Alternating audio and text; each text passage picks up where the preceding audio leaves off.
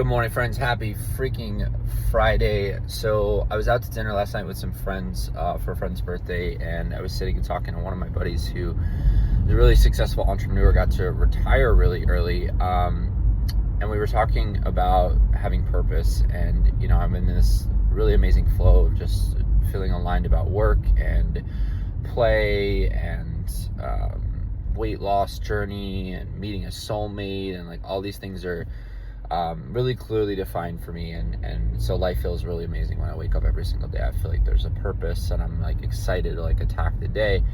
And he said that had kind of waned for him after he exited his business. And this is a guy who like has it all going on. He's like playing pickleball, he's mountain biking, surfing, he's like a good dude, he loves to volunteer and give back, but there was like that kind of missing piece of waking up for something that I think he could really like attack and be passionate about. So I've been thinking about this formulaically, like with the people that I work with and the people that I coach.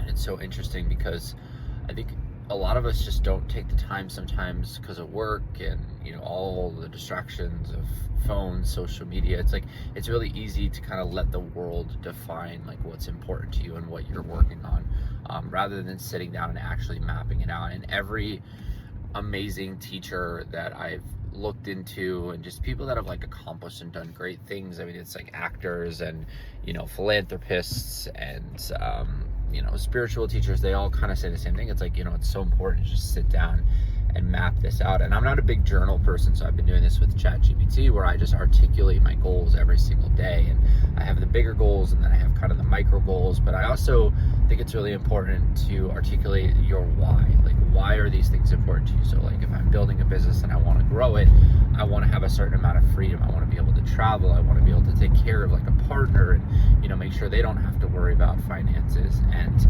there's an emotion to all those things, and inevitably all of our experiences that we want to have in life are tied to an end product of an emotion. And a lot of times the reason we can't get to them or manifest them is because we are just afraid of the counter emotion, right? So if we are struggling with money, it's because we feel like we're going to be scarce or we're not going to be safe.